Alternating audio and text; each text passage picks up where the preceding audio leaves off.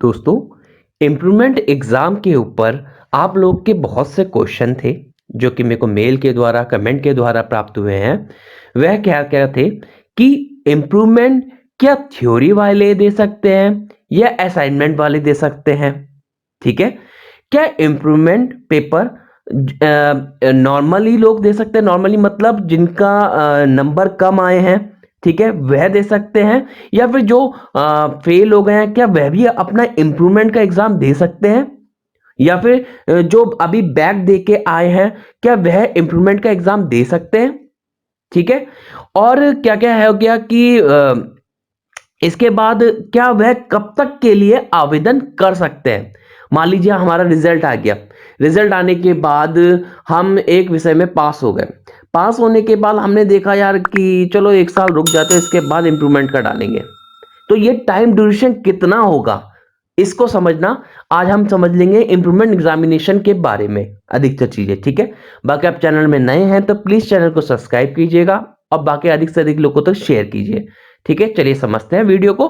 तो सबसे पहले तो मैं आपको बता देना चाहता हूं कि ये जो मैं आपको तथ्य बता रहा हूं ये उत्तराखंड ओपन यूनिवर्सिटी की साइट पे लिखे हुए हैं, आप वहां से भी जाकर पढ़ सकते हैं।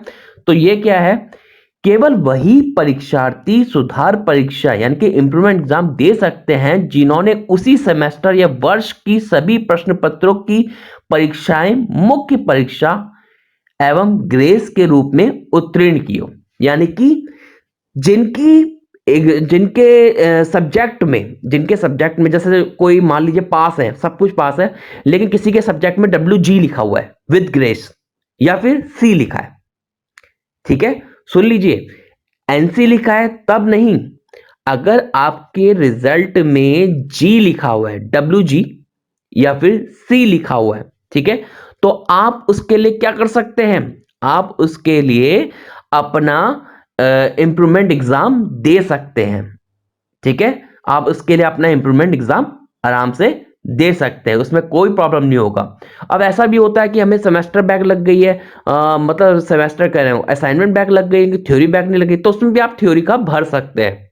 ठीक है, चलिए आगे देख लेते हैं। तो आप समझ गए होंगे जो सिंपली क्लियर है, ठीक है, जिन्होंने थ्योरी वाले पास कर लिया लेकिन उनको अब बढ़ाना है, ठीक है, तो वह एग्जाम दे सकते हैं। और जिनके ग्रेस लगी है, मान लीजिए कि कुछ नंबर कम रह गए थे लेकिन एक दो नंबर से ग्रेस लग गई और WG लिखा आ गया वहां पर, ठीक है, थ्योरी की वजह से, तो वो थ्योरी में बैक एग्जाम दे सकते हैं।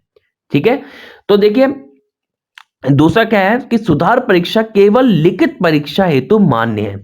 यानी कि जो थियोरेटिकल एग्जाम होते हैं, जैसे कि हम जो लिखित यानी कि जो लिखते हैं वह उन्हीं एग्जामों के लिए होगा। ये नहीं कि असाइनमेंट के लिए भी आप इंप्रूवमेंट एग्जाम देंगे, असाइनमेंट के लिए इंप्रूवमेंट एग्जाम नहीं है।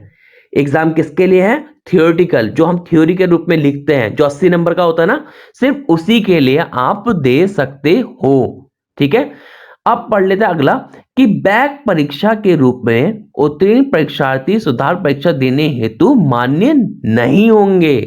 फिर से बता देता हूं, मान लीजिए आपकी थ्योरी में आप फेल हो गए, ठीक है, आपके 28 से कम नंबर आ गए 80 में से, और 27 में से और 70 में से 25 से कम नंबर आ गए, और लेकिन आपने फिर क्या करा, बैक फॉर्म भरा। बैक फॉर्म भरने के बाद आपके मान लीजिए 35 नंबर आ गए, लेकिन आप चाहते हैं यार ये 35 की जगह थोड़ा और बढ़ जाए, 60 तक हो जाए, तब क्या हम भर सकते हैं इंप्रूवमेंट का। तो यूओयू की गाइडलाइन कहती है कि आप एग्जाम इंप्रूवमेंट का एग्जाम नहीं दे सकते, आप उसका फॉर्म नहीं भर सकते, क्योंकि आपने ऑलरेडी बैक परीक्षा दे दी है, बैक एग्जाम दे चुके हैं। तो बैक एग्जाम वाले बिल्कुल नहीं दे सकते। ठीक है, असाइनमेंट में इंप्रूवमेंट नहीं होगा, ठीक है, सिर्फ थ्योरेटिकल में ही इंप्रूवमेंट होगा। ठीक है, अब आते हैं कि कितने टाइम पीरियड में हम इंप्रूवमेंट का एग्जाम दे सकते हैं। तो ये याद रखिए, मुख्य परीक्षा उत्तीर्ण करने के केवल 6 माह के भीतर, मान लीजिए आप अभी अभी जो रिजल्ट आने वाले हैं, रिजल्ट आ रहे हैं, जैसे जैसे आने हैं, दिसंबर जनवरी तक आ जाएंगे, तो उसके बाद मई तक आप बीच में कभी भी अप्लाई कर सकते हो, सिर्फ 6 माह तक। उसके बाद अप्लाई करोगे तो फिर इंप्रूवमेंट आपको नहीं मिल पाएगा। ठीक है, तो आगे देख लेते हैं। ठीक है, ये सब चीजें हो गई हैं, आप समझ गए होंगे कि सिंपल जो क्लियर है और जिसके में ग्रेस लगी हुई है वह इम्प्रूवमेंट का एग्जाम दे सकता है। बैक परीक्षा जिन्होंने दे रखी है वह इम्प्रूवमेंट का एग्जाम नहीं दे सकते। ठीक है, ये थियोरेटिकल के लिए है, असाइनमेंट के लिए इम्प्रूवमेंट नहीं है। 6 माह के भीतर यानी कि रिजल्ट आने के बाद 6 माह के भीतर आप इम्प्रूवमेंट का एग्जाम दे सकते हैं, इसके लिए भर सकते हैं, उसके बाद नहीं भर सकते। तो आप समझ गए होंगे कि क्या था इम्प्रूवमेंट के एग्जाम के लिए, क्या क्या क्वेश्चन थे आपके। वो मेरे को लगता है कि उसमें सभी का सॉल्यूशन हो गया होगा। बाकी फिर भी आपको कहीं प्रॉब्लम आती है तो आप मुझे कमेंट लिख देना, मैं कोई ना कोई सॉल्यूशन ले आऊंगा। बाकी प्लीज चैनल को सब्सक्राइब कीजिए और ज्यादा से ज्यादा लोगों तक शेयर कीजिए। Thank you.